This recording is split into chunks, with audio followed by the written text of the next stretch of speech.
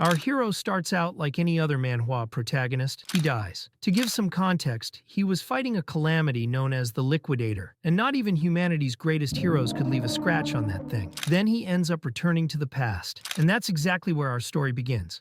Of course, leave a like and enjoy the video. The story begins on a dark and devastated battlefield. Amidst the chaos, one of the soldiers commented that the group was close to reaching their objective. However, it became clear that he would not live to see the end of that fight. His chest was brutally pierced by an enemy attack, and as he fell to the ground, he began to lament not having accomplished anything meaningful to understand the situation. It was necessary to go back in time. Suddenly, an unknown threat known only as the Liquidator appeared and destroyed much of the continent. In response, humanity formed a special force to fight back. Among the main members were Brian Miller, the shield that protected the world, Bella Albright, a sage of immense knowledge, Jacob Bloomfield, the divine archer, and Amy White, the sword saint. In addition to them, there were also the support units, but they had no prestige at all, composed only of ordinary soldiers sent to die. One of them was the protagonist of the story, Gray, a simple warrior who now found himself in the midst of total collapse. While reflecting on the battle, Gray realized that the heroes were on a much higher level. However, even with such strength, the gap between them and the enemy was far too great. The power the Liquidator displayed was so extreme that it cast doubt on the actual usefulness of the support units. It felt as though they had been fighting all along for nothing. The enemy himself seemed invulnerable, and the heroes' attacks had no effect at all. It soon became evident that the Liquidator had been toying with them from the beginning. One by one, even the greatest warriors were defeated, easily sliced in half. Despair overtook Gray, for he understood that there was no chance of victory in that scenario. And the strangest thing was that he was still conscious, even after being pierced through the chest. At that moment, an unfamiliar voice called his name, saying it had finally found him, referring to him as the bearer of a great power. Soon after, Gray was transported to a mysterious space filled with pillars and stars, as if he were inside a vast universe. When he turned around, he saw the presence of a strange creature that began to explain the situation. He had not died, and his wounds were already healed. But it was not that entity who had saved him. In fact, Gray's own body had activated a hidden power that exceeded even the creature's comprehension. This mysterious power could, in theory, rival that of the Liquidator, as long as Gray learned to control it. Even so, the creature did not promise any kind of victory. On the contrary, it went straight to the point and pierced Gray's chest once again, which was almost comical, considering it was the second time in just a few minutes he had been struck in the same spot. Despite the brutal gesture, the attack was not intended to kill him. On the contrary, the creature had transferred a portion of its power into him. With that, Gray returned to reality, already with his new power activated. It was not visible to others, but could be perceived by those watching the story through his eyes. And then, something unexpected happened. Gray's attack actually had an effect. The Liquidator, for the first time, seemed surprised and spoke directly to the protagonist. Sensing that there was a small chance, Gray rushed toward the enemy with a flurry of desperate strikes. However, the result was brutal. This time, instead of just being pierced, his entire body was split in two. The Liquidator simply laughed at the attempt and said it had been fun, but it was time to leave. Still, who said the battle was over? At the exact moment the Liquidator turned his back, Lee summoned a gigantic sword as powerful as those capable of nullifying magic. The level of power was absurd. Even the Liquidator, surprised, questioned whether the man before him was still truly human, but not even Lee knew the answer. Despite the impact, Lee realized the strike was still not enough to kill the enemy, so he charged once more and delivered another blow to make sure. This time, the attack seemed to work, but it came at a bad time. Suddenly, the Liquidator unleashed a power so colossal that he managed to pull the moon toward Earth, turning day into night. Even without understanding what was happening, Lee did not retreat. He continued attacking with all his might, but his blows no longer reached the target. The Liquidator explained that as long as he remained in that plane, he was practically invincible. Right after that, without any warning, he launched a star at Lee's body, reducing it to dust. It was an attempt at total annihilation, since if Lee's body could regenerate, turning it to dust would be the only way to stop it. But even that wasn't enough to kill him. A new power was activated at the last moment. This time, it was the power of an even stranger entity called Kronos, immediately recognized by the Liquidator, who began cursing and yelling at the gods, probably relatives of Kronos. None of it helped. The power that awakened was enough to send Lee back in time. At first, Lee didn't believe what was happening, but when he looked around, he recognized his homeland. He was in the village of Renabo, a place that had been destroyed 15 years ago. Standing before it, alive and intact, he finally understood that he had truly returned to the past. Excited by the discovery, his joy was cut short by a pain in his arm. He remembered being bullied by some boys back then, including one named Belder, which showed that even in the past he had already been considered a loser. It was frustrating to realize that despite everything, he was still weak. And now, with an apocalyptic future to stop, how could he face the Liquidator if he couldn't even stand up to village bullies? Even after awakening a new power, Lee still didn't want to get hurt and lacked confidence. Sometime later, while walking alone through the forest, he ran into Belder again. The encounter was direct and aggressive. Without giving time for conversation, Belder threw a sword at him. Saying they would have a mock fight, Lee tried to refuse, but Belder wouldn't let him. He said the blades weren't sharp and there was no danger. Even so, Lee tried to argue that he didn't want to fight, but it was already too late. Belder rushed at him without hesitation. Faced with this, Lee panicked. He shouted that he couldn't even hold a sword because of an arm injury he'd had since childhood, that only reinforced the thought he carried deep in his chest. From the very beginning, he seemed destined to be a failure. But while saying he couldn't hold a sword, Lee surprisingly managed to dodge the blow. It didn't make sense at first. Either Belder's attacks were getting slower, or somehow Lee had become faster. The truth was that even in a younger body without trained physical strength, he still retained all the combat memories from his past life. Using that advantage, he quickly disarmed Belder, which made it clear that at least against these local opponents, he wouldn't suffer like before. Following that reasoning, Lee told himself he didn't need to worry anymore, because he had learned that as long as he wielded that blunt blade, there was no risk of seriously hurting anyone. That gave him the freedom to fight without fear. However, when he made his next strike, which was only supposed to deliver a light blow, the blade actually cut Belder for real. That scared Lee, because in theory, the sword wasn't sharp and shouldn't have caused any wounds. Faced with the situation, and already a bit annoyed, Lee stepped forward and struck Belder hard in the face, launching him away with a single blow. As he approached again, he questioned the exaggerated screams, reminding Belder that he was the one who had said the sword didn't cut, so he had no reason to complain. The shock and humiliation left Belder desperate. Not knowing what to do, he entered full disorganized villain mode and called his friends for help. They tried to attack Lee, but he just smiled. In the next scene, they were all completely defeated, lying on the ground around him. Taking advantage of the moment, Lee asked if they happened to be from a dojo called Saria Sword Belder, confirmed, explaining that it was only possible to enter with a recommendation. He also mentioned that they had left the place because they had become strong enough, but Lee, with a direct gaze, stated that they were far from being strong enough. Setting that aside, Lee asked Belder to recommend him to the dojo, but he hesitated, saying he couldn't. He explained that if he told his master he lost to a stranger and then came asking for a recommendation, it would be far too embarrassing. Even so, after seeing Lee's skills clearly and, let's say, convincingly demonstrated, Belder ended up agreeing by sheer pressure. Already at the city gate, Belder asked why Lee wanted to enter a dojo so badly. He replied that every dojo has at least one recommendation slot for the main academy. His goal was to earn that spot and enter the academy. One of Belder's companions commented that Gray's swordsmanship was good enough to guarantee his direct entry without needing a recommendation. But Gray knew it wasn't that simple. Even if he seemed strong now, he remembered in his past life how the most powerful warriors of humanity were defeated with a single blow from the Liquidator. At the end of that life, he had managed to do something with the mysterious power that awakened within him. But even so,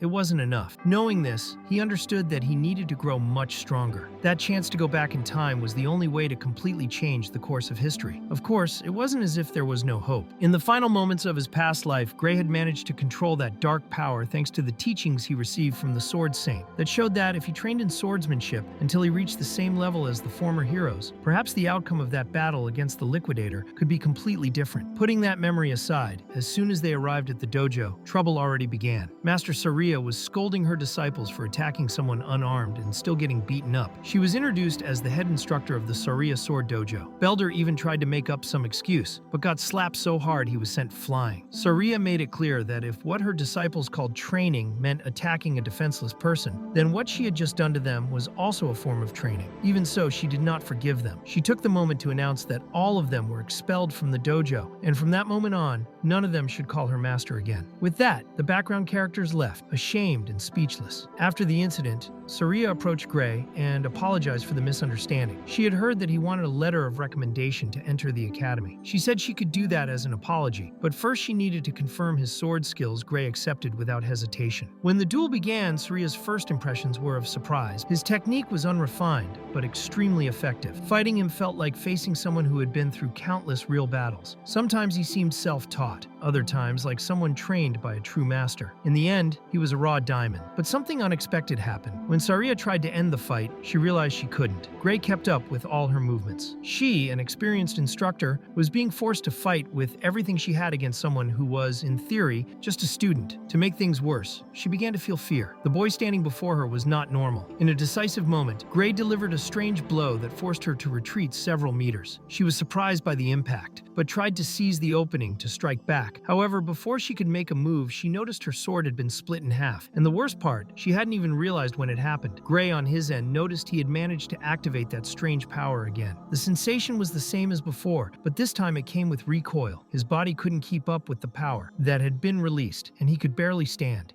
Even so, he insisted that he was fine. Then came the question, should he tell Saria about the power? He thought for a moment, but decided it was better not to. After all, it was a force he couldn't even control, so there was no point in explaining something he himself didn't understand. From Saria's side, the shock was obvious. She knew it wasn't possible to cut a wooden sword using another wooden sword without a blade. The fact that Gray didn't say anything about what happened made it clear that he was hiding something. Even so, setting the mystery aside, Saria asked again if he truly wanted a recommendation for the academy. She explained that it was the Royal Academy of Swordsmanship, an extremely demanding place. But to his surprise, she said Gray was still not ready to go there. Upon hearing that, Gray was not too surprised. He already expected that his strength would not be enough. However, he had rushed to assume the verdict would be negative. Saria continued and explained that, in reality, the place he should aim for was not just the best academy in the kingdom, but the Unified World Academy, recognized as the best in the world. It was exactly from there that those legendary heroes who fought the Liquidator in the final battle had come. Faced with that, Gray was stunned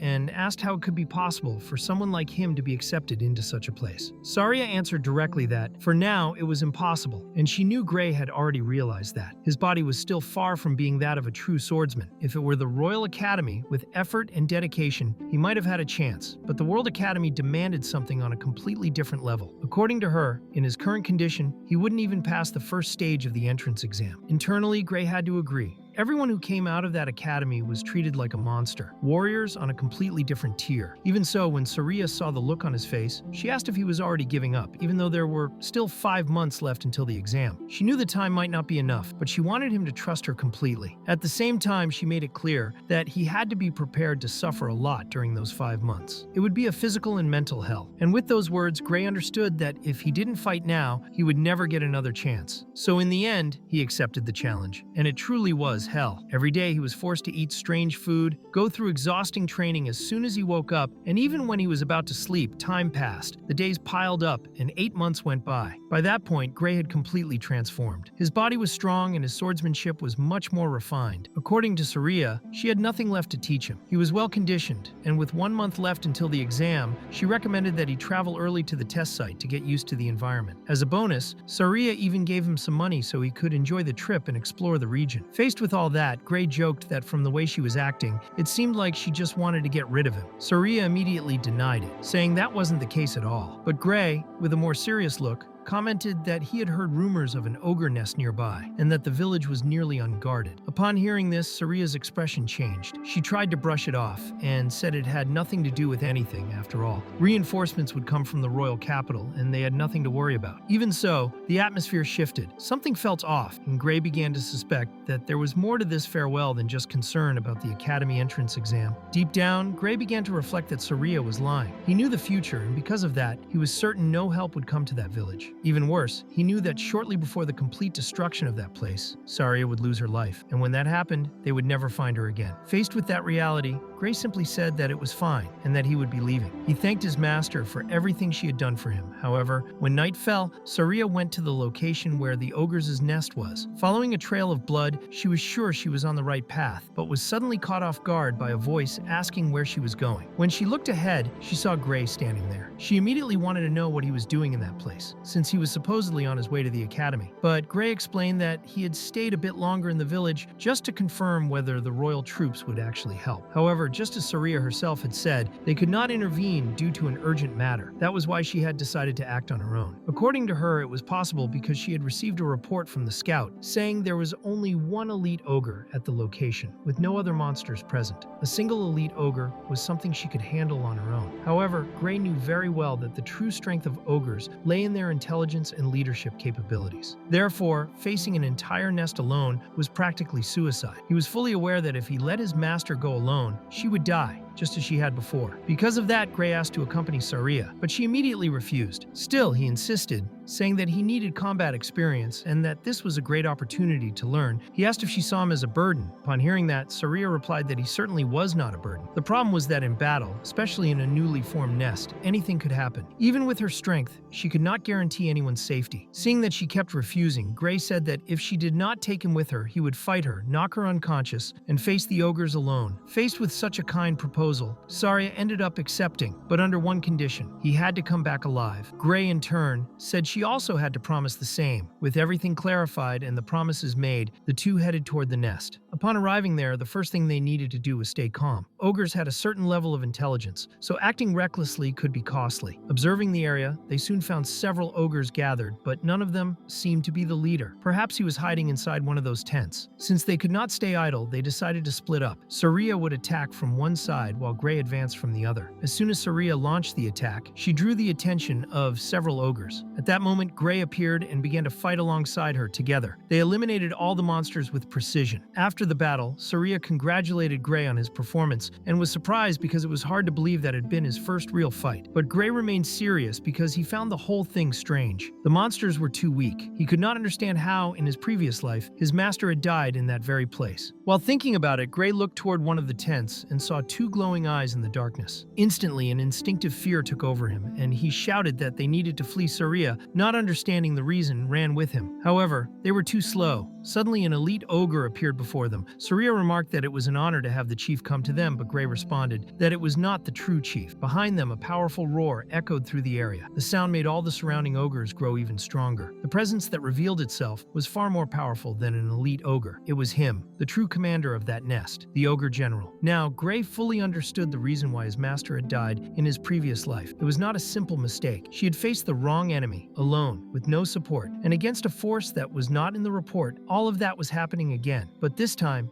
he was there. And maybe, just maybe, the ending could be different. It was clear that they could not face those monsters head-on. Because of that, Saria tried to strike the elite ogre directly in hopes of creating an escape route. The attack actually worked, and the blow hit its mark. But the problem came right after the ogre regenerated its wound instantly. According to Gray, after the roar from the ogre general, all the monsters had their abilities enhanced, including regeneration and physical strength. After a brief fight, Gray realized that if they continued like that, it would only be a matter of time before they were defeated. Faced with this, he asked his master to hold the rear and buy him a little time. There was only one viable option left at that point: defeat the ogre general. However, to reach that goal, he would need to eliminate every enemy standing between him and the boss. On top of that, there was another problem. His main sword could no longer handle the empowered ogres. He did have a backup sword, and Saria had managed to get him another one, but neither was good enough to take down an entire horde and still face the ogre general. As if that were not enough, the general roared once again, further strengthening the ogres around them. From that moment on, the situation became desperate. With every new enemy, the difficulty increased. Even so, Gray dodged, attacked, and tried to push forward. But it did not take long before the ogres managed to catch up with him. He was hit hard, thrown far, and suffered heavy damage. To make things even worse, now he had only one sword left. And with just that, how could he possibly take on an entire horde and the ogre general? Realizing that he had no more chances, Gray told Saria to run away. However, she refused. It was not because she wanted to stay and die with him. The problem was that her leg had been injured and she could no longer run. Faced with that revelation, despair consumed Gray. He began to think that perhaps he had come back in time, gone through everything again, only to die right there, at the very beginning of his new journey. But after a brief moment of silence, he remembered that he still had one last card up his sleeve. If he used that special power he had manifested the last time, everything could change. Even those monsters that seemed impossible to defeat could be destroyed. Focusing and recalling the sensation he had felt on that occasion, Gray summoned that overwhelming power. In an instant, he cut down all the ogres in front of him with ease. The attack was so absurd that Saria, even injured, asked what was going on, but Gray assured her that everything was under control. The power he used was so strong that it not only defeated all the ogres, but also split the ogre general in half with a single blow. With the general's death, the other ogres lost the magical reinforcement that had been empowering them. This immediately made the battle easier for Saria, who took advantage of the opening to slice the elite ogre into 3 pieces with a precise strike. And so, together, the two of them managed to eliminate every ogre in that nest. Gray started to apologize for having broken his master's backup sword, but Saria told him it was all right. The moment he handed the broken blade back to her, his body could no longer endure, and he simply collapsed, completely unconscious. Inside his mind, Gray found himself in front of a massive sealed door. The place felt strange, and the presence sense within was also familiar. He immediately recognized that both the place and the sensation came from the power he had used earlier. It only took a moment of reflection to understand that if he opened that door, he would be able to use that devastating power again. But that was only in theory. The moment he tried to approach the door, he felt an overwhelming sense of death that made him recoil instantly. It was instinctive. He knew for certain that if he touched that door, he would die instantly. While he was thinking about that, a deep voice spoke from within his soul. The voice said that he had made a good choice. Right after that, Gray woke up. The first thing he saw was Saria's face, relieved to see him awake. She explained that he was in the village infirmary and that he had been unconscious for 5 whole days. Upon hearing that, Gray remarked that it seemed he had overexerted himself. However, when he remembered the strength of that final attack, he began to think that overexertion might not fully explain what had happened. He tried to move his body and quickly realized he had no strength in his right arm. On top of that, his bruise was turning into strange marks, symbols that appeared disconnected and meaningless. And apparently, only Gray could see them. Ignoring that for the moment, the more urgent issue was that he could not move his arm. The reason became clear when he was informed that all the bones in his arm had been shattered into many pieces. Even so, he felt no pain, which was strange. Sarai explained that they had treated his arm with a high-level magic potion, something extremely rare and expensive. Though surprised by the explanation, Gray became even more confused upon learning that the potion had been given to them by the village chief himself. He could not understand why anyone would give such a precious item to him. When he voiced that question, Surya simply replied that he was the hero of the village. Before Gray could organize his thoughts, the village chief appeared in person, showing both concern and relief to see him awake. Gray tried to thank him for the potion, but the chief said it was the least they could do. After all, they had defeated an ogre general, a monster that even the combined forces of nearby cities had failed to injure in the past. Because of that, offering a rare potion like that was the bare minimum for what Gray had done for them. Gray still thought the chief might be exaggerating, but remembering his previous life, he knew the village had truly been destroyed by that ogre attack. This time, the story had changed. Putting those thoughts aside, the chief then mentioned he had heard rumors that Gray would be attempting the admission exam for the Unified World Academy. Upon hearing that, Gray was struck by reality. It had already been a week since the start of the battle against the ogres, and he had spent 5 days unconscious. Since the journey to the Unified World Academy took 3 days, that meant he was in serious trouble. There were only 2 days left before the exam began, and he simply did not have enough time. Sure, he could make it on time if he used a fast horse, but the problem was the cost. Renting or buying such an animal required a lot of money, and he had nothing. However, before Gray could even ask for help, the village chief anticipated the situation. He said he already knew that Gray would need a horse, so he had arranged for the best one the village had. Furthermore, according to Saria, if Gray had not woken up in time, they would have taken him unconscious anyway, just to ensure he had a chance at the exam. When Gray finally left the infirmary, he was surprised. The entire village had gathered outside next to the horse prepared to take him. All the villagers were there, thanking him and calling him the hero of the village. To his surprise, the villagers themselves had collected money and gave it to him. They knew the academy's entrance fee was high and wanted to ensure he had the opportunity to apply. That gesture touched Gray deeply, and he thanked them with all his heart, though he joked that if he failed the exam, it would be hard to come back there afterward. But Saria reassured him. She said he had nothing to worry about, because none of the Academy's candidates had ever defeated an ogre general before. That alone put him in a different league. Gray, however, reminded her that his arm was still useless, and even though he had his left hand, he doubted he could pass the test in that condition, especially without using that strange power he had previously manifested. Even so, Saria insisted that he did not need to push himself. The Academy examiners would recognize his talent, even without any flashy displays. To her,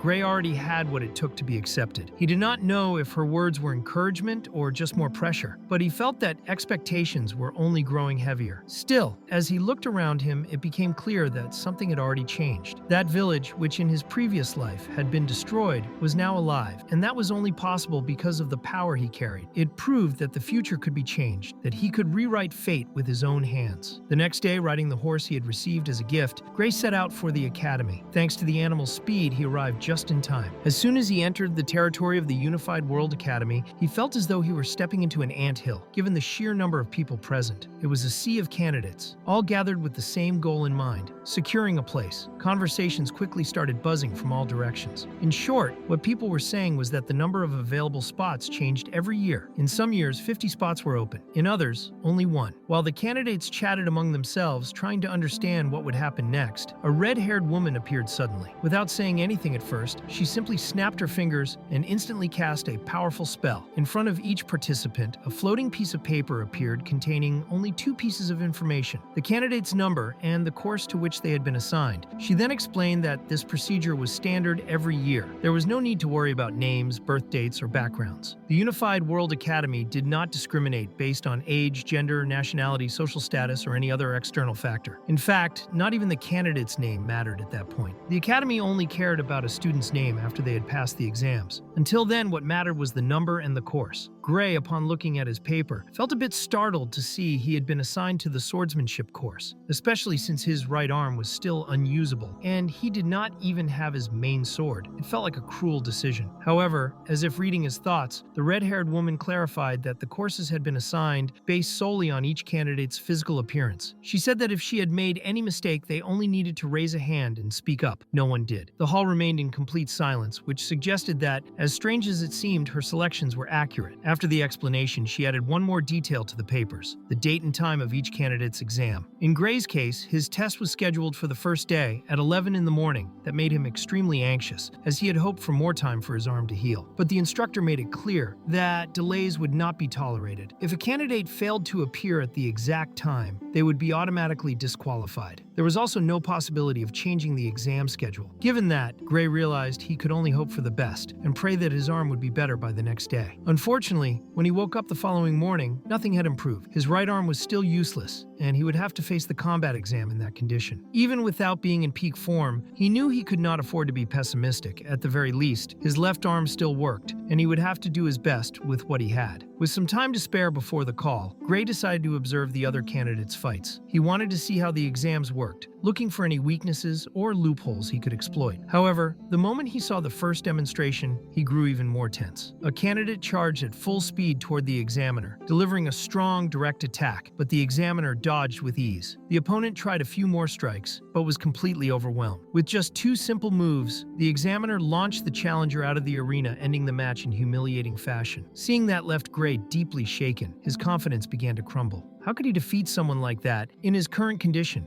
with his dominant arm broken and a low-quality backup sword? Even so, there was no time for doubt or regret. His turn had come. He stepped into the arena, feeling the weight of expectation and uncertainty. He knew he was at a disadvantage, but even so, he would do everything he could with what he had left. Luckily for him, the examiner allowed him to take the initiative. This could be an advantage if he used the opportunity wisely. Even without full confidence, Gray gathered all his resolve. With his left arm, a weak sword, and a courage that bordered on desperation, he prepared to give his best. From what he remembered of Suria's teachings, a sword was not meant to be swung with just the arms, but with the movement of the entire body. However, in that situation, Gray had no choice but to channel all his strength into his single working arm, trying to strike as best he could. His attacks were clumsy and isolated, driven by effort in one muscle alone without harmony with the rest of his body. As soon as he launched the first strike, the examiner easily dodged, showing that such technique would not work there. But in the moment the examiner counterattacked, Gray noticed something curious. The opponent's movements seemed slow. They did not compare to Suria's speed, who had been his reference in combat. Still, the examiner possessed overwhelming strength, and even if Gray managed to block some of the attacks, he could clearly feel the difference in power. With this perception in mind, Gray realized that the fight might be less difficult than he had imagined. Taking advantage of the opening, he launched a rapid sequence of attacks. This caught the examiner off guard, while Gray recalled his master's encouraging words, spoken with conviction. That he would certainly pass, that memory stirred his spirit. Hearing such a firm statement from someone as beautiful as Saria made Gray even more excited. The fight continued. Even though he had already understood the basics of the examiner's movements, the difference in strength was still too great. That made it impossible for Gray to break his opponent's stance or solid solid guard. However, over time, the examiner's strikes began to lose rhythm. His movements grew more uncoordinated, and it was in that moment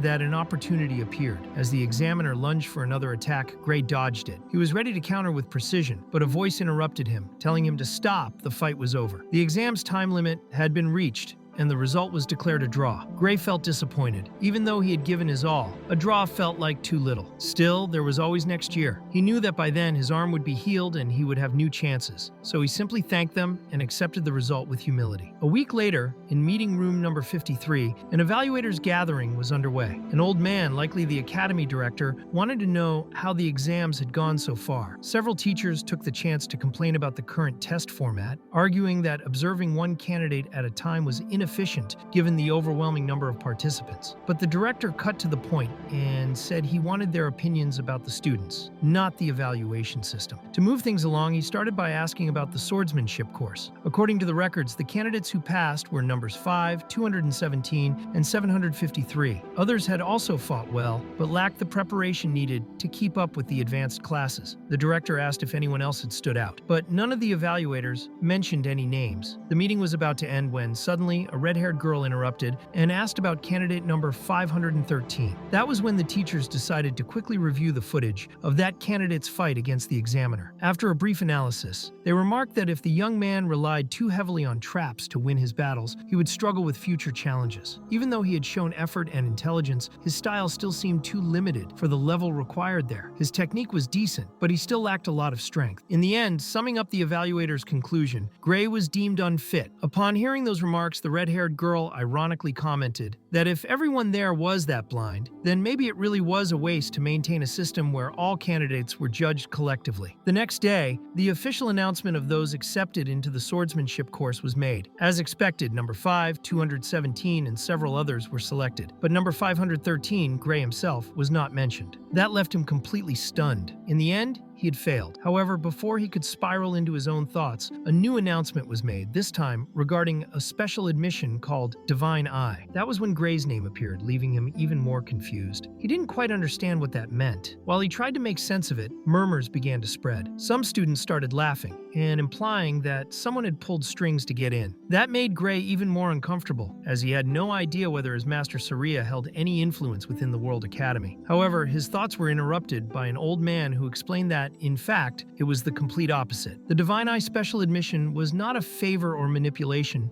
but rather an honored category created over 100 years ago that had produced countless heroes of humanity. Though old, it was still held in great respect. The old man named a few candidates who had been admitted through that same method in recent years: Amy White, Bella Albright, Brian Miller, and Jacob Bloomfield. Those were exactly the same heroes of humanity that Gray had met in the future. In other words, if he had entered the academy through the same type of admission as those iconic figures, it meant that one day his name might also be listed among the greatest heroes in history. Sometime later, the day of the entrance ceremony arrived. All the students were gathered and already wearing their official uniforms, with emblems representing the courses to which they had been accepted. But as soon as they reached the event location, they were informed by a white-haired man that there would be a slight delay due to final preparations. For that reason, he politely asked everyone to step back a little. Once the area was cleared, the man with white hair summoned a massive teleportation portal. From within it emerged an enormous structure, reminiscent of the Roman Colosseums of ancient times. The magic involved in the summoning was so overwhelming that many students were left in shock by the display of power. Gray knew that this was a deliberate move, a way to show everyone the true level of the World Academy. Looking around, he began to notice, along with the comments of other students, that there were far too many chairs set up. The number of seats was absurd compared to the number of accepted students, since by all indications, only about 30 had passed. One student remarked that it looked like there were more than 300, maybe even 3,000 available seats. That was when a girl offered an explanation. The World Union Academy, as its name implied, gathered the best students from across the globe. That ceremony and the grand structure before them were not merely meant to impress the newcomers, but to welcome a much larger group of candidates from various nations and cultures, all brought together in one place to pursue the peak of knowledge and strength. The rest of the students had not yet arrived, but soon after, they came flying in aboard a kind of magical transport that resembled a balloon, though Gray immediately recognized it as the Strato Queen, the magical airship. He remembered that vessel well, for in his previous life, it had been used by the heroes in the battle against the Liquidator. With the arrival of the remaining students, the entrance ceremony could finally begin in earnest. The ceremony unfolded like any other. The headmaster gave a long and traditional speech, filled with formalities and reminders. As expected, they also called forward the top student of each course. For the swordsmanship division, the standout was a boy who had instantly defeated his examiner. His name was Leonhardt Appius, though everyone preferred to call him Leon as it was easier. During the speech, Leon asked if he could speak freely, and with the instructor's permission, he began his declaration. The first thing he did was criticize the academy. He said that while some students had passed through merit and effort, among them was someone who did not deserve to be there. He was referring to the Divine Eye special admission system, and more specifically, to the choice made by Ariel, the red-haired girl. Ariel responded calmly, saying that everyone there had gone through rigorous tests, and that even if some were not as strong as others, it was no reason to exclude them. But Leon made it clear he wasn't referring to the normally admitted candidates. According to him, the issue was with the student she had brought in behind the scenes using the special admission. That was when Leon demanded that the student throw the uniform on the ground and leave because he didn't deserve to be at the academy. Hearing this, Gray fully understood the source of Leon's anger. Luckily, he didn't seem to know who Ariel's chosen student actually was Ariel, then remarked that the students were quite spirited that year. And before Leon could say anything else, she provoked him by asking if he really believed he was stronger than the boy she had chosen. Swallowing hard, Leon replied that he did, unless he was mistaken. To test this, Ariel proposed a bet. She would put her own job on the line, along with the spot of the chosen student. This left both Gray and Leon confused, as they did not fully understand. Leon asked if she wanted him to fight the student, but she replied that she would never do something so crude. She said that if her student fought seriously, Leon would probably die. She was not provoking him, she was speaking with total seriousness. Because of that, the bet would be made using monsters, as it would be safer. According to Ariel, Leon was better at fighting monsters than humans, so the test would be the following. Both of them would have to defeat monsters that she would choose as targets. With each round, the monster would get stronger. Whoever failed to defeat it first would lose, and if Ariel's student was defeated, she would step down as a professor, and all the other students she approved in the special admission would also be expelled. If Leonhardt lost the bet, he would have to follow any order Ariel gave, without question. Upon hearing that condition, Leonhardt replied that he might accept, but it would depend on what kind of monsters were involved. He did not want to fall into a silly trap set by someone, so he needed to be sure of what was at stake. Seeing his hesitation, Ariel suggested the first target of the bet should be an ogre general, asking if that challenge would not be too easy for him. Upon hearing that name,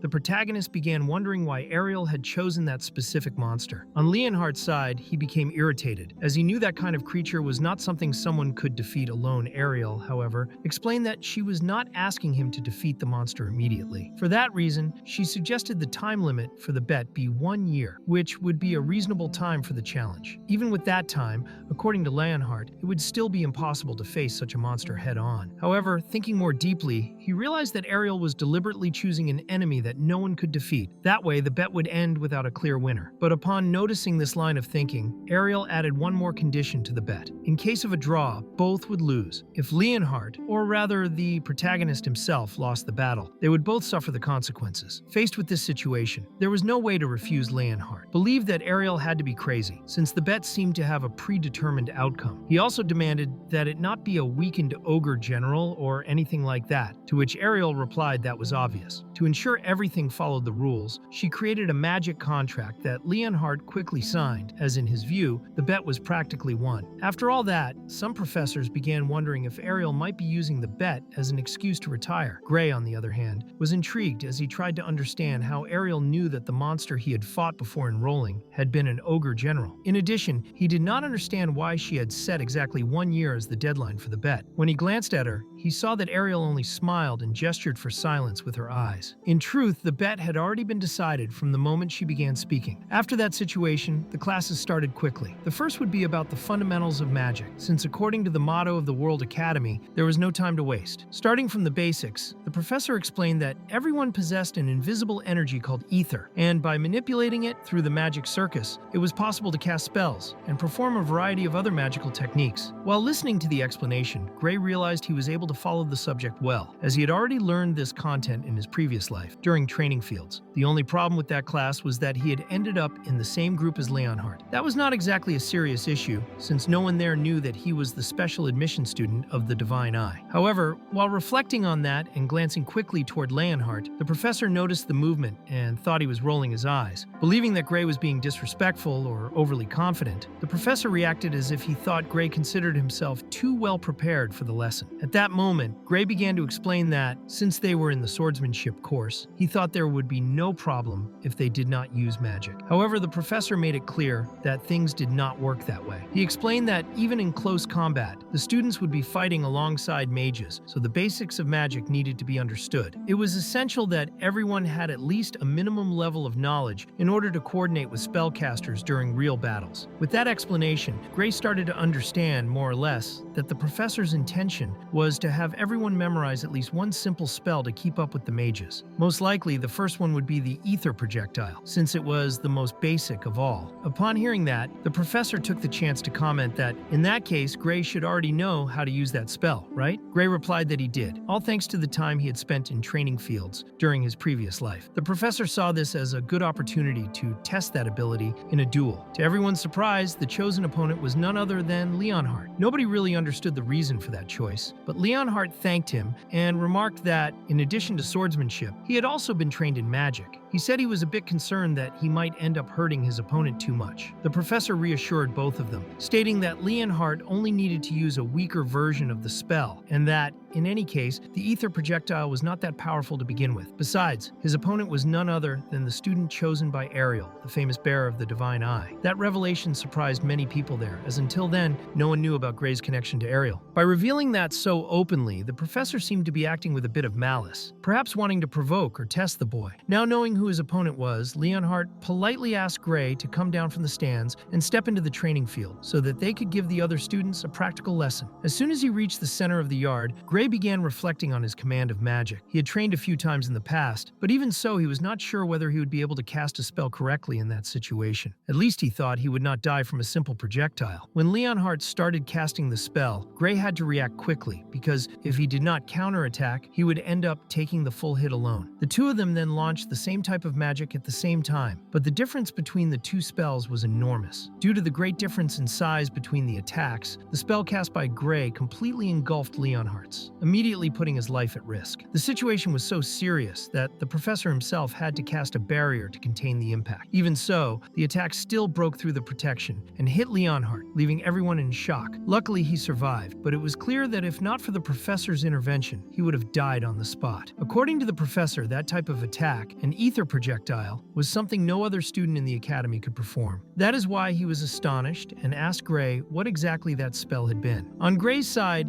he was also confused because Leonhardt's attack had been very weak, clearly different from the magic he knew. He began to wonder if perhaps the spell he had learned in the training field was different from what the academy taught. To clear up the doubt, he directly asked the professor if he had used the correct spell. The professor confirmed that yes, it really was an ether projectile. However, what set Gray's attack apart was the quality. What he had cast was actually a compressed ether projectile, an extremely advanced technique, difficult even for the academy's professors to perform, and nearly impossible to use in real combat. This meant that Gray was likely the only person in the academy capable of doing such a thing. Even so, Gray found all of it very strange. To him, all the spells taught in the subjugation squad during training were just like that. And the most curious part was that back then, he was considered the worst in the group. With that in mind, he even asked if the professor was joking, because he believed that anyone could do the same with enough practice. However, his comment came off as arrogance, as if he thought he was superior, which made the professor burst out laughing. The professor then suggested that Gray transfer to the magic course and said he would even personally recommend him. However, Gray immediately refused since he preferred swords and felt more comfortable with swordsmanship than with magic. The professor went on to say that the super compressed ether attack Gray had launched was beyond imagination. According to him, Gray might be the greatest talent the academy had ever seen, or even someone above the institution's own level. From the other students' point of view, everyone was as frightened as they were impressed, not only by the attack itself, but also by the number of compliments the the professor was giving Gray, since he was known to be extremely strict and rarely praised anyone. Moreover, the professor declared that if Gray did not transfer to the magic course, it would be almost like committing a crime against the magical arts themselves, considering the level of ether compression technique he had demonstrated. Upon hearing the term ether compression, Gray began to remember something from his first life. He recalled a blue-haired woman explaining, in a very technical way, how compression worked. At that time, it was extremely difficult to perform that kind of magic because it involved continuously compressing ether inside the body and then gathering it to use parts of it mixed with a substance called OD. That was when Gray asked the professor if he knew what OD was, but judging by his reaction, it was clear he had no idea what that was. With that, Gray understood that the current world still had no knowledge of OD, which meant that everything he learned in the subjugation squad was, in fact, knowledge from the future. To him, that should have been considered the basics. While reflecting on this, the professor was still trying to convince Gray to change courses. However, once again, he refused, making it clear that his love for swords was greater than any magical gift. Faced with his answer, the professor finally gave up, at least for now. He said that if Gray ever changed his mind in the future, he just needed to look for him. In the end, he asked Gray to return to his seat. He would not mind if Gray turned his face away, got bored, or even left the class because everything that would be taught there was too simple for someone like him. After the professor's impressive statement, the students began looking at Gray differently. That display of power had not gone unnoticed and was already causing unexpected reactions. Even Leonhardt, who had been momentarily forgotten, had a surprising change of attitude. He began treating Gray with reverence, calling him Lord Gray, which made the situation somewhat awkward. It was as if he had been completely captivated by the talent he had just witnessed. Shortly after, Gray was summoned to Ariel's office and immediately assumed it had something to do with what had happened in class, maybe because of how insistent the professor had been about switching courses. As soon as he entered the room, he was surprised by a sudden attack. Reacting instinctively, he managed to defend himself, but when he looked at who had attacked him, he felt a strange sense of familiarity, as if he had seen that person somewhere before. Right after that, Ariel congratulated him, saying her intuition about him had been right. The professors present began to discuss among themselves, wondering if the girl who had attacked him named Bella had been holding back on purpose. Upon hearing that name, Gray remembered who she was. That was Bella Albright, a powerful sorceress he knew from his future life. And in response to the professor's comments, Ariel firmly stated that they had to be blind not to notice what they had just witnessed. In the end, the professors admitted defeat in the argument and even handed over some coins to Ariel, which initially confused Gray. Ariel then explained that they had bet on whether or not he would be able to defend himself from Bella's surprise attack. Since he won the bet, Ariel even gave him a coin as a reward, which was actually a high-value gold coin, enough to support a family of 4 for about 5 to 6 months. The professors, observing Gray's reaction, noticed an important detail. He had deliberately used his non-dominant arm to defend himself, as if protecting the other one. This raised suspicions that he might be injured. Their analysis was so precise it scared Gray, as he could not understand how they had deduced so much from just a glance. When questioned, the professor said that that level of perception was the minimum expected from someone teaching at the World Academy. Despite everything, Ariel interrupted the conversation and ordered all the professors to leave, stating that Gray was her student and that she would neither hand him over nor allow him to be pressured. The professors accepted her decision, but before leaving,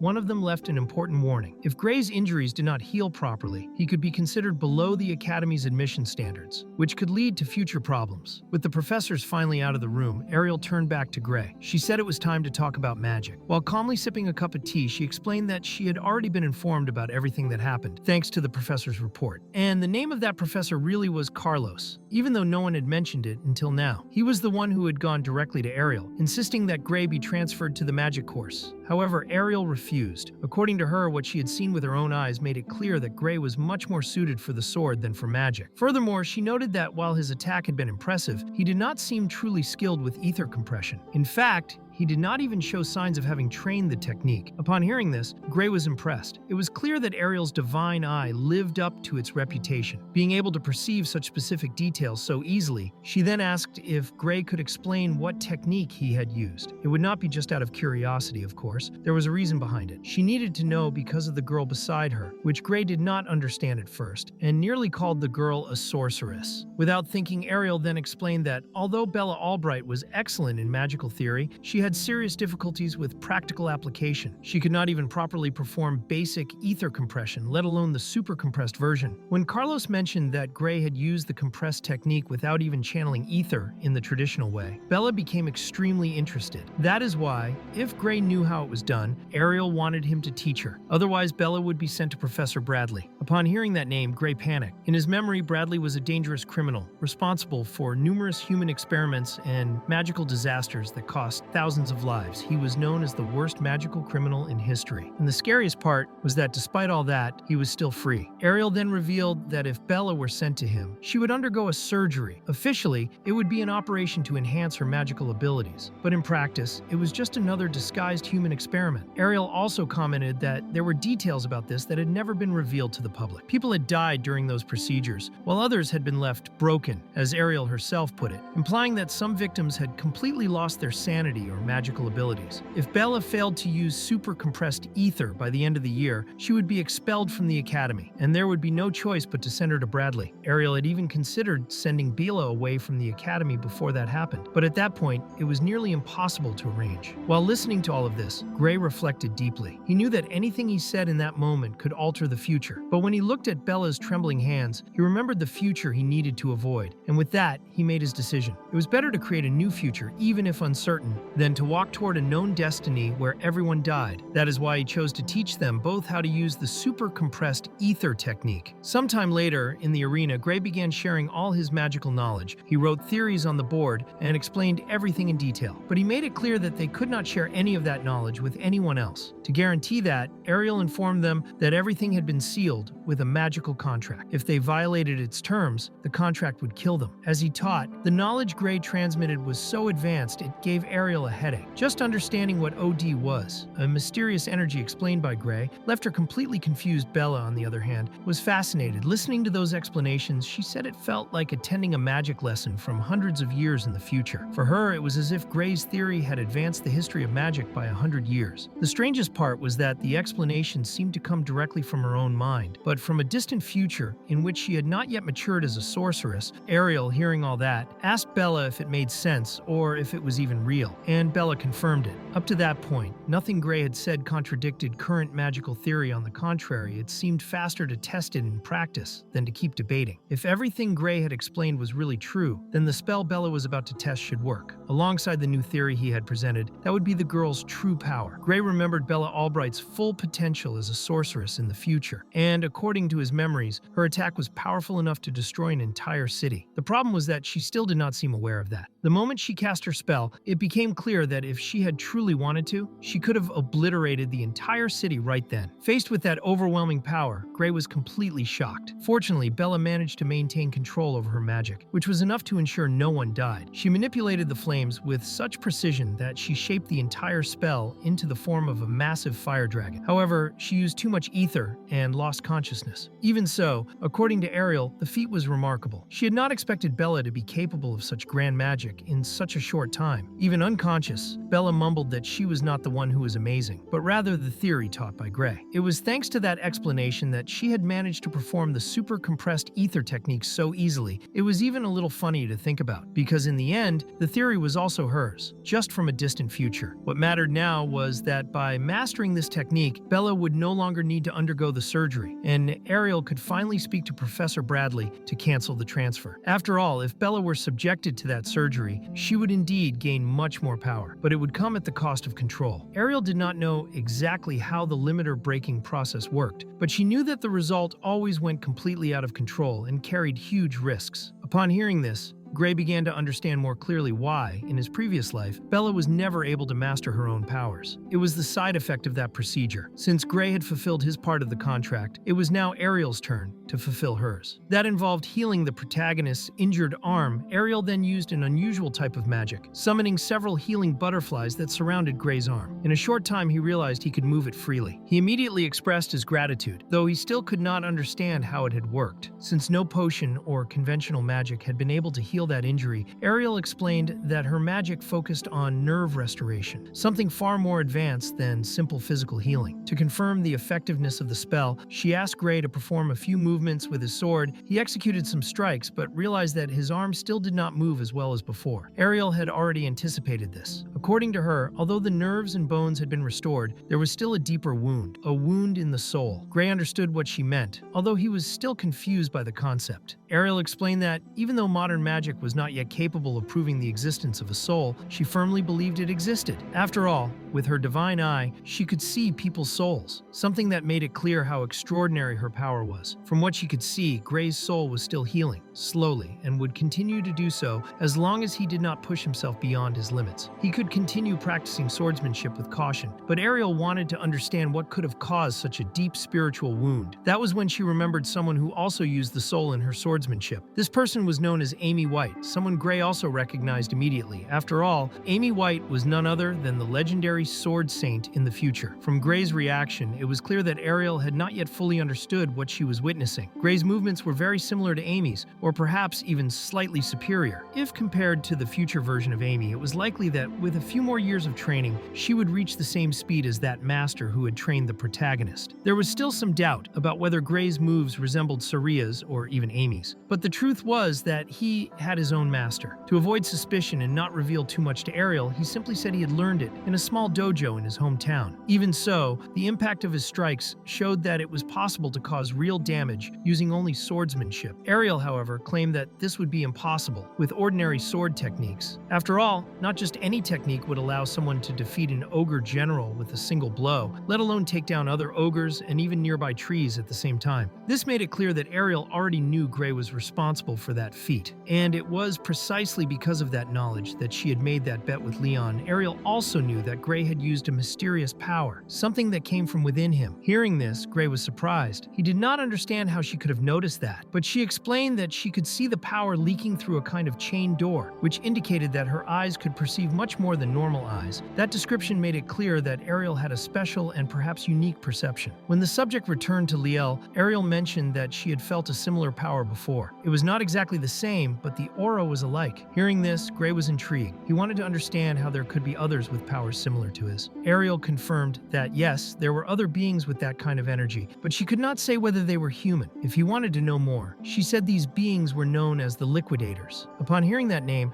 Gray wondered why it was being mentioned now, when the subject was only supposed to come up in the future. Nothing made sense. Faced with Gray's confusion, Ariel asked how much he knew about the Liquidators. He replied that he only knew the basics. They were extremely dangerous threats to humanity that needed to be stopped before they awakened. If that was not possible, they had to be destroyed at all costs. Ariel agreed with that view, acknowledging that the Liquidators were indeed very dangerous. Even so, the researcher Balian Bradley seemed determined to continue the experiments. When he heard that name, Gray quickly understood the seriousness of the situation and wanted to know what Balian's connection to all of this was. Then, Ariel explained that the Liquidator was precisely the being Balian was trying to summon. The most shocking part of it all was that Professor Bradley, someone they knew well, was involved in this plan. Until that moment, Gray had no idea that the professor was trying to create his own Liquidator. Thinking more calmly, Gray began to recall something strange that had happened in his previous life. The Academy seemed to know exactly where the Liquidator would appear. That could not have been a coincidence. If the Academy acted with such precision back then, maybe it was because they had been involved in the summoning from the beginning. That possibility made Gray even more concerned. That was when he said they needed to find a way to stop the experiment as soon as possible. Ariel also agreed with the urgency of the situation, but explained that she did not have the authority to interfere directly. After all, the one behind the experiment was another professor from the Academy, just like her, and because of that, she had no power to intervene directly. The only way to stop it would be if the higher-ups gave an order. But she also made it clear that she could not say who those superiors were or reveal their names. That limitation discouraged Gray for a moment. But then he remembered something important. Balian Bradley was a criminal. In fact, in Gray's previous life, the illegal experiments conducted by Balian had caused the deaths of tens of thousands of people. If they could use that information as evidence, maybe they could convince someone to stop the experiment. Gray tried to explain this to Ariel, believing he had found a loophole, but she said that would not work either. Invading a research facility controlled by an academy professor without authorization was a serious crime, and if they did that without solid official evidence, they would be treated as criminals, ending up imprisoned and making the situation even worse. Faced with all this, Gray finally understood that Ariel was fully aware of the risks and dangers involved, but her hands were completely tied. Even knowing how serious it was, she could not act on her own. They then decided to set the issue aside for a while, and Ariel suggested they talk about something else, the power that was inside Gray. More specifically, she asked if Gray had ever considered trying to control Lu, the name of that hidden power within him. That question left Gray confused. He did not even know it was possible to control something like that. Ariel admitted she did not know much about it either, but said she knew someone who might be able to help. The person's name was Heathcote Longfellows, an unusual name, but one that immediately triggered a memory in Gray. He instantly remembered who it was. That man was the one who had trained none other than the Sword Saint herself. Given that, the opportunity to learn from someone so experienced and legendary could not be wasted, so Gray accepted the invitation right away. The problem was that as soon as the training began, he was surprised by Heathcote Longfellow's approach. The initial training consisted only of running back and forth without any explanations. Even though he was excited, Gray began to doubt whether that would lead to any results. Even more so because, while he ran non-stop, the teacher seemed able to read his thoughts. As soon as Gray started thinking about anything, Heathcote would already scold him with words that seemed to come out of nowhere, telling him he had to run with his whole being, with no thoughts in his head. It felt more like a strange philosophy than actual training. Throughout this whole process, Gray could not stop thinking about Bradley's experiments, which continued progressing each day. The feeling of powerlessness was constant, because while he performed seemingly simple exercises, the real danger was drawing closer. Sometime later, already in Ariel's office, she asked how the training with Heathcote was going. Gray replied that, aside from running all the time and exchanging a few quick blows at the end of each run, he was practically doing nothing else. Upon hearing that, Ariel simply commented that she had expected exactly that kind of training from Heathcote Longfellows. Suddenly, while they were talking in the office, a letter arrived for Ariel. As soon as she read the contents, her expression changed completely, revealing surprise and concern. When Gray also read the message, he understood the reason for the shock. The letter had been sent by Balian Bradley himself. According to him, the super compression technique that Bella had learned was not considered valid by the Academy, which meant that the experiment and the scheduled surgery on her had not been canceled. In practice, that was a veiled threat. It was clear that Bradley intended to force the surgery on Bella, giving her no choice. Naturally, Gray asked if Bella could not simply refuse, but Ariel explained that this was not possible. The contract she had signed was full of loopholes. The only options given were to accept the surgery or be expelled from the Academy. Faced with this, Ariel confessed that she needed Gray's help. She wanted to know where Bradley's laboratory was, because if they could get proof that he was a criminal, the contract would lose its validity and could be nullified. Gray, on the other hand, recalled that Ariel herself had previously said it was dangerous to enter a laboratory without solid evidence, but she replied that she would find a way to obtain that evidence. Moreover, she had noticed that Gray had known the location of the laboratory from the beginning. She knew this thanks to her special eyes, which seemed to see the truth even without anyone saying a word. She knew Gray was not lying, and that there was much more hidden than others could perceive. Together, they decided they would expose Bradley's crimes to the world. His laboratory was located at the top of Toruwell Mountain,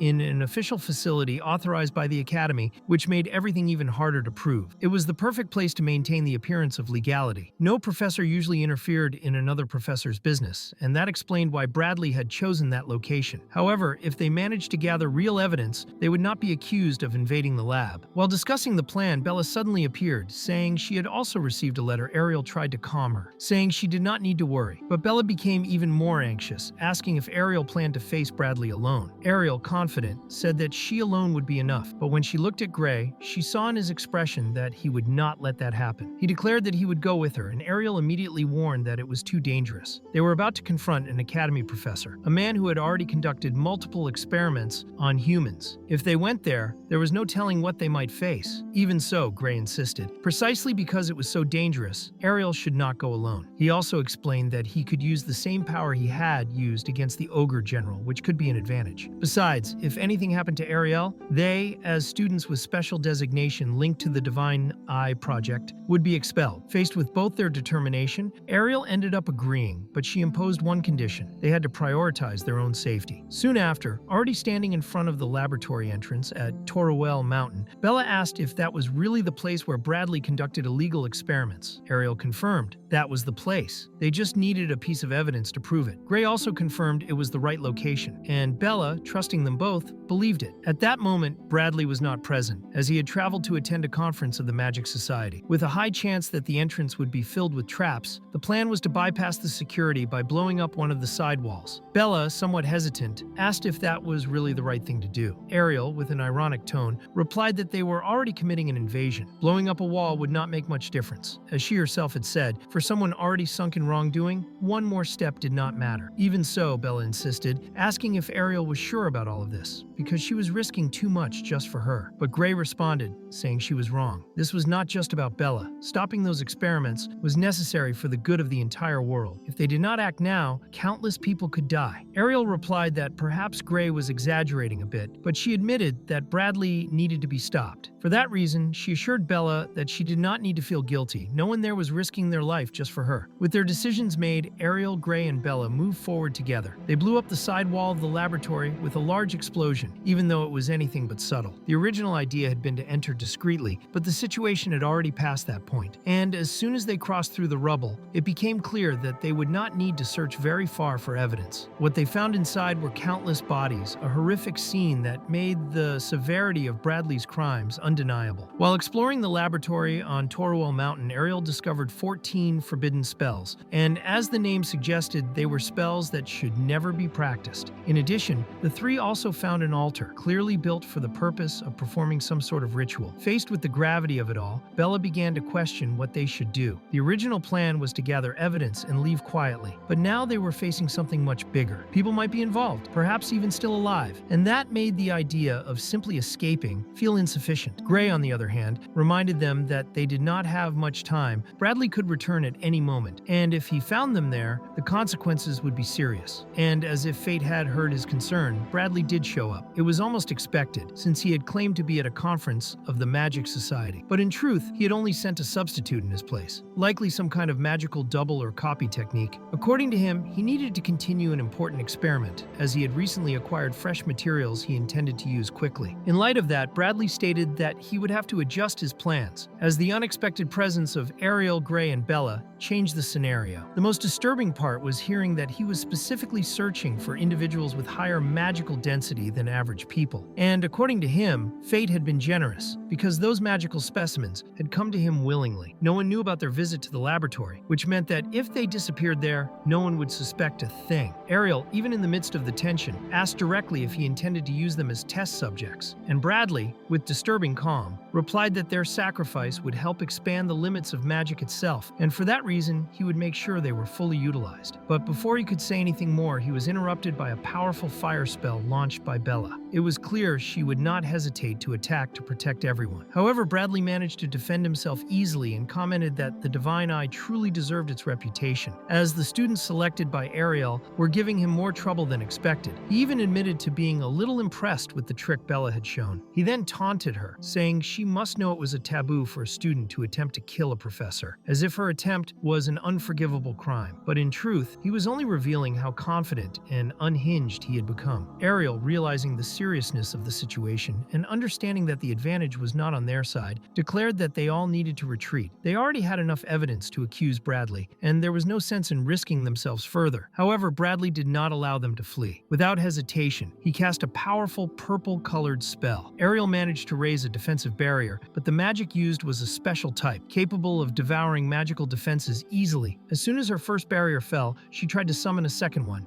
even knowing it would not last long. With time running out, Ariel handed Bella an object shaped like a magic cube. Inside it were stored the images and records that could serve as evidence. She said the item needed to be delivered to the Decent Body, a higher branch of the Academy that could judge Bradley's actions impartially. Bella's mission was to escape with that cube and ensure the truth would be revealed. But going against the orders of her own teacher, Bella refused to run away. She summoned a powerful magical barrier surrounding all three of them. Seeing this, Ariel panicked, begging them to escape. That was the condition under which she had allowed them to accompany her there. The plan was for Gray and Bella to retreat if things got out of control, and now, faced with an enemy like Bradley, that condition was being broken. Despite the growing tension, Bella's actions spoke louder than any words. The barrier she had created was able to withstand the magical impact that had easily destroyed Ariel's previous one. That surprised not only Ariel, but also Bradley himself, as the theory behind that barrier was based on the anti-magic of the devouring flame, something that should only be known by a very restricted group of people. No one outside that elite circle of scholars should have been able to use it. And yet, there was Bella, holding the barrier firm. Faced with that, Bradley immediately demanded to know who had taught her such a thing. Bella firmly replied that she had recently learned a new theory from someone, but refused to reveal any further details. She only said it was a student from the swordsmanship course, and from there everything became a secret that made the professor even more furious. He would not tolerate that kind of betrayal within the academy. So, without hesitation, he pulled a strange stone from his cloak and declared that, in light of such defiance, he would burn them all. By smashing the stone against the ground, a new spell was activated. Several magical skulls appeared along with the flames, greatly reinforcing the attack Bella's barrier still held. But the real problem was her mana, which was beginning to run out. Meanwhile, Ariel, using the Divine Eye, managed to locate a weak point within Bradley's magic. She tried to launch a targeted attack against that spot, but the devouring flame absorbed any spell that came near, completely nullifying her attempts. And from what Gray remembered about all the professors, Ariel was one of the least offensively capable in direct combat. The situation only grew worse. Bella's mana was running dry, and the three of them were now trapped inside the very barrier protecting them. That was when Gray, seeing all of it, stepped forward in front of the others. He declared that this time he would attack himself. It was better to try something than let them all die together. In Bradley's field of vision, a red aura began to manifest around Gray's energy. Suddenly, the perception of space seemed to invert. Before Bradley could even react, his neck had been sliced. Not only that, Gray's strike tore through everything in its path, destroying the ceiling, the structures, and anything in the way. The impact was so violent that even Ariel, though surprised, had to stop debris from falling on them. She watched closely, and for the first time, said she was seeing that power with her own eyes. It was completely terrifying. The attack didn't just cut the enemy, it sliced through everything in the path of the blade. It was as if reality itself had been torn apart. After that, Gray commented that his dominant arm was hurting a lot. He felt tingling and numbness, but could still move his fingers. That was already progress. It showed his body was adapting to the power. If it had been in earlier times, like back when he was still training in the village, he would have passed out and remained unconscious for days. Just like what had happened before, still, it was impressive how that simple running training was working so well. Ariel had several questions, but decided to leave them for later. She took the chance to apologize to Gray. She felt like she had forced him to use that power he was supposedly meant to avoid. But Gray replied that it was fine. After all, he had already said he would only use it if it was truly necessary, and that moment had demanded it. Even so,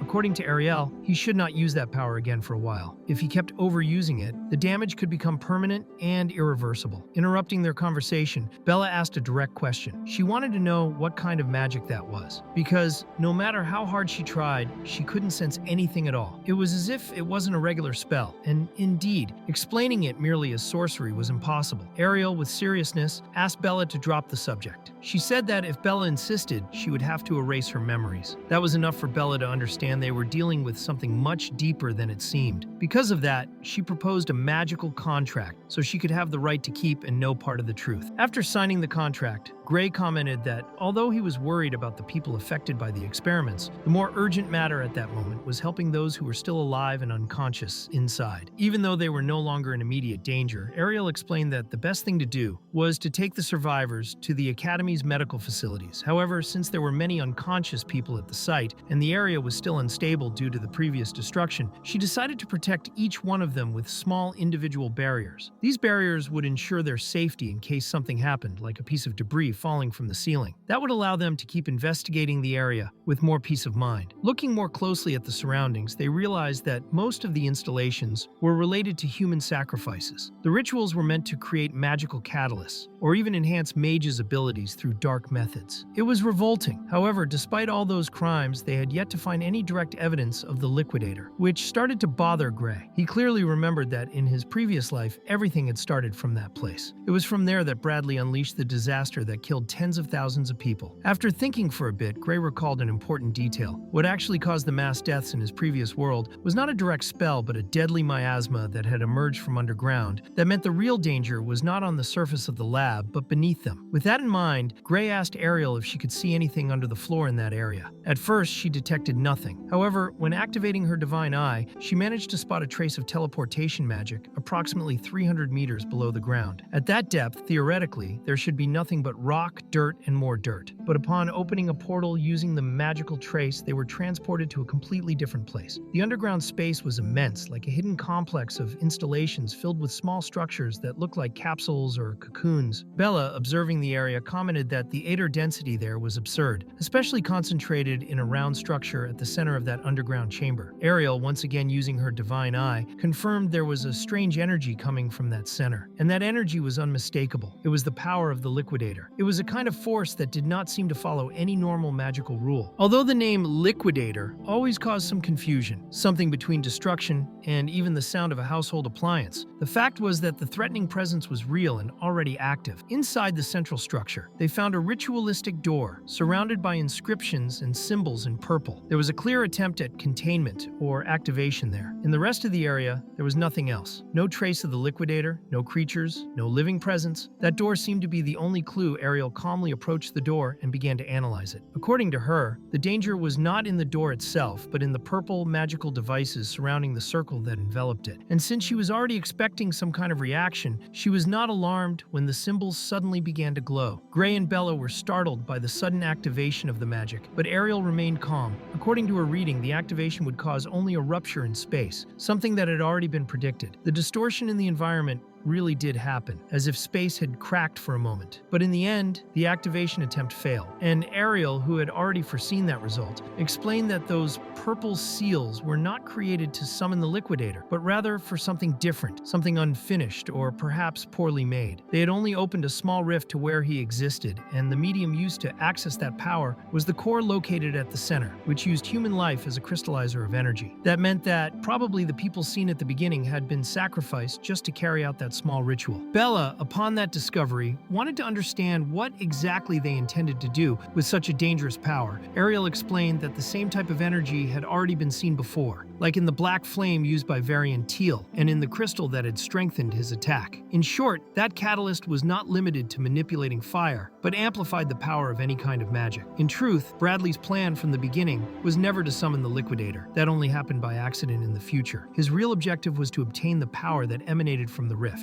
because that power altered the structure of known spells. The magic circles built around the door had reached their limit, which was why the ritual failed. Even so, just by looking at the equipment, it was clear how absurdly valuable it all was. It was estimated that each of those purple tubes was worth the equivalent of an entire nation. Ariel, while analyzing everything, began to suspect that a larger organization was behind it all. Bella asked if it could be the Empire of Isgar, but Ariel denied it, stating that although the Empire was the most powerful in the world, it would not have the magical or financial resources needed to create something of that magnitude. The only entity capable of surpassing even the Empire in magical research was the World Union Academy. The revelation shocked Bella, as it made no sense to believe that the Academy could be involved in something like that. After all, that institution existed precisely to protect the world from threats, not to create them. Gray, reflecting on the matter, questioned whether this meant the entire Academy was their enemy. In his memory in the previous timeline, the Academy's elite forces had been the main defenders on the front lines against the Liquidator, which showed that, at the very least, not everyone there was evil. Ariel then explained that most of the Academy truly acted in the name of humanity, but that did not mean everyone within it could be trusted. There were countless researchers and secret facilities, unknown even to many internal members. Looking at the place, it was evident that Bradley had received major support. The problem was figuring out from whom. In other words, it was not possible to fully trust the Academy. Moreover, many of those involved in such experiments probably believed they were acting for the greater good, which made everything even more dangerous. Even if the truth were revealed, it would easily be buried in the shadows. Gray, intrigued, asked Ariel if she knew who had created that magic circle. She used the divine eye and noticed there were no communication devices nor traces of magic that could identify the creator, which made it clear that it was someone extremely skilled. While they were talking, a massive explosion began to shake the place. Everything around them was destroyed in a matter of seconds. It became evident that this was a mechanism designed to eliminate evidence, programmed to erase any trace of the experiment. Bella, desperate, begged Ariel to stop thinking in theories and flee before they all died. But Ariel, calm and confident, replied that professors from the World Union Academy were not weak enough to die in a situation like that. After making that statement, Ariel created a massive magic circle that enveloped the entire surrounding area. Before the structure collapsed on them, the spell was activated, and everyone was teleported, including the people she had protected earlier. As soon as they arrived safely, Gray questioned whether that had not been too risky. Ariel responded calmly that the reason for the delay in casting the teleportation spell was the extra weight, since she was taking several people along. Still, she assured them that by showing those mysterious tubes to the Academy, no one would be able to ignore what they had discovered. Sometime later, in the director's office, Alexander, the acting head of the World Union Academy, informed them that the survivors were receiving treatment in the medical wing and thanked the group for locating the illegal experiments conducted by Bradley. He examined the purple tubes and confirmed that the value of each one was absurdly high. Ariel, intrigued, wanted to know how Bradley had managed to get his hands on something so expensive and restricted. Alexander explained that those artifacts were stolen goods intercepted during a high-security transport operation, which had ended with the deaths of 78 agents. The revelation made Ariel remember an incident that had happened 15 years earlier, and Alexander confirmed that it was the same case. That event involved an organization known as the Blood Drinker, considered the largest criminal network in the world. Gray recognized the name immediately and fell silent upon realizing the scale of the problem. Bella, on the other hand, was visibly shaken, as she discovered that the same organization had been responsible for the death of her parents. The group was left in shock upon realizing that they were dealing with an entity so powerful that not even the Academy knew where it was hiding. Even when one of its members was eliminated, new ones quickly appeared, as if they multiplied unnaturally. Ariel suspected that the influence of the Blood Drinker had already infiltrated the Academy itself. Even so, Alexander stated that there was nothing they could do about it. This infuriated Gray, who could not accept the fact that everyone knew the truth and still remained powerless. Ariel explained that this was how the Academy operated nowadays. The institution's motto claimed that anyone with talent could become stronger, regardless of lineage, race, gender, or past, that included criminals as long as they had power. Bella, outraged, said that made no sense, since criminals should be punished, not rewarded. Alexander himself agreed with her, which only increased the group's confusion. After all, if he was the director, why didn't he take action? He then explained that he was actually just a substitute, a public figure with limited authority. The real power within the Academy was in the hands of more influential people. According to Alexander, there was a senior student among the older ranks who had enough influence to change the course of the entire Academy. If any of them could become stronger than that senior, they might be able to change things from the inside out. In short, within the Academy, power was everything. As he spoke, Alexander reflected internally on what had happened. He doubted that Ariel had enough strength to defeat Bradley, so he wondered who had truly caused his downfall. In the end, he concluded that regardless of which of the two was responsible, the sharp and determined look in Ariel's eyes showed that she still possessed the same spark as before. He could hardly wait to see what those two would become and what kind of monsters might emerge from them. Sometime later, as Gray walked through the halls of the World Union Academy, he reflected on how much stronger he still needed to become in order to change the future and prevent the tragedies of his past life from repeating. Lost in thought, he accidentally bumped into a boy who, without any warning, tried to kick him in the face. Gray managed to react in time, blocking the attack, but was pushed back by the impact. Confused, he tried to understand the reason for the aggression, and the boy simply asked why he walked around as if he owned the place, saying that a reject from the special admission program should not be wandering the halls freely. Upon hearing that, Gray immediately realized it was another one of those students who hated the special program candidates. The boy, with black hair and an arrogant expression, seemed eager to start trouble, but when he saw Ariel approaching, he backed off immediately and walked away. As he left, he muttered something about surveillance being stricter than usual and mentioned the name Frieren, saying he would send someone soon, which left Gray intrigued. Shortly after, Ariel arrived and asked what had happened. Gray explained the situation,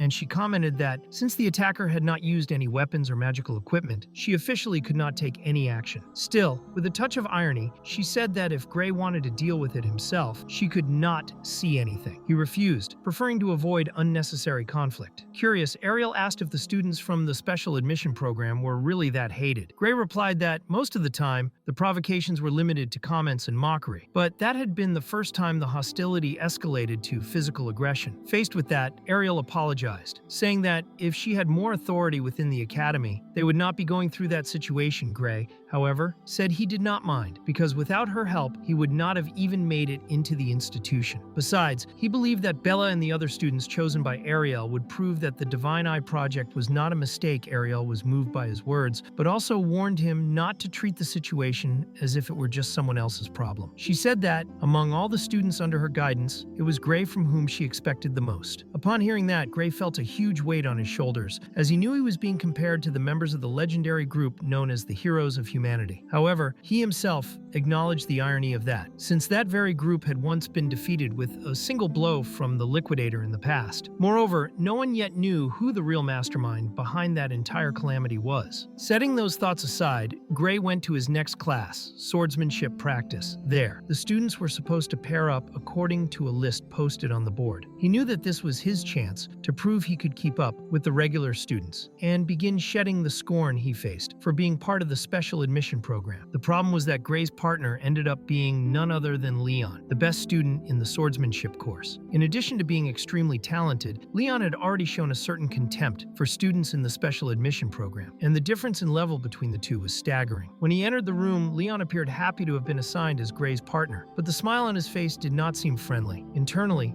Leon was excited to finally show his true swordsmanship against Gray, while the protagonist interpreted that smile as a provocation, thinking he was happy to be able to attack him legally during training. Shortly after, the class began, and the pairs were called to fight each other. On Gray's side, the clash was intense from the beginning. Leon moved forward with precise and aggressive strikes, keeping total control of the pace, while Gray did his best to dodge, defend, and counterattack when he had the chance. The difference between them was huge. Leon had refined technique, elegant movements, and far superior physical strength, which made each of his attacks hard to endure. Even so, Gray held on longer than anyone expected, thanks to the intense training he had received from Professor Heathcote. Still, he was already gasping for air while Leon remained almost untouched, showing no sign of exhaustion. Remembering the lessons he had learned, Gray decided to fight as if it were a real life-and-death battle. So when Leon came in with another direct strike, Gray dodged at the last second and counterattacked with a precise thrust to his leg, catching him completely by surprise. Even injured, Leon refused to give up and tried to turn the tables. But Gray, taking advantage of the moment, managed to corner him. In the end, both were left in advantageous positions, pointing their swords at each other. It was considered a draw, but Leon, with a satisfied smile, admitted he would have lost if Gray had not held back the final strike. Gray, in turn, commented that even with the protection spell active, it still felt strange to point a blade at a classmate's heart. Leon then said he finally understood the difference between them, and that fighting was not just about swordsmanship technique, but also about the determination and mindset of the one holding the sword. Gray tried to downplay the result by saying he had kind of cheated with that surprise strike, but Leon replied that it did not matter, since the professor had made it clear they were supposed to fight as if it were a real battle. In the end, Leon made it clear he wanted a rematch. Gray hesitated, knowing that another fight against him would inevitably end in defeat. But before he could answer, another student suddenly appeared, interrupting the class. He began mocking Gray, saying he should not even be there, and was only acting confident because he had some magical power. It was a pointless provocation that only served to irritate the others. Leon, however, stepped in, placing himself between the two, and stating that he was the only one authorized to fight Gray. Since the professor had already assigned the pairs, no one had the right to interfere. The professor, observing the situation, said he would adjust the pairs according to each student's power level to ensure the next matches would be more balanced. Gray did need to face Leon, but before that, another young man appeared, saying he wanted to fight Leon. However, to do so, he would have to beat Gray first, since the two were said to be at a similar level of strength. The boy accepted immediately, almost certain of his victory. Internally, Leon found it amusing that the boy was so confident, even though he was underestimating Gray the same way Leon had done before. Still, Leon was annoyed because that boy had interrupted his direct fight with Gray, and it made him so angry he started to lose his composure. Meanwhile, the professor approached Gray to ask if he disliked the rules of real combat. In that type of fight, anything was allowed, as if they were truly fighting for their lives. However, since it was just a swordsmanship class, the fight should be limited to the use of swords only, with controlled attacks and no magic. Observing his opponent, Gray quickly realized that he was at a disadvantage in terms of physical build. Even so, he decided to fight. He was not very confident, but he was also not used to giving up. He figured it would be a good experience. opponents. So, since he was there, he would not back down. As soon as the fight began, Gray blocked the first strike just to test his opponent's strength, and immediately found it strange how easily he managed to deflect the attack. The other boy did not seem to have anything special. To confirm, Gray delivered a second strike, and to his surprise, nearly knocked his opponent down in a brutal manner. He had actually thought the other student would be able to dodge it, since the attack was not even that fast. But apparently, it had been too fast after all. Even while bleeding and lying on the ground, the boy stood up and said he would not accept that defeat. He asked for another chance, but ended up getting beaten again without being able to react, like a punching bag. With the fight over, the practical swordsmanship class also came to an end. The chosen representatives of the class were Gray and Leon. Gray was confused and asked what exactly it meant to be a representative. The professor explained that every year there was a kind of internal competition between classes, where the best students from the first year faced off against the best from the second year. Until that moment, the first years had lost 35 times in a row. But after seeing Gray and Leon's skills up close, the professor had a feeling that this year could be very different.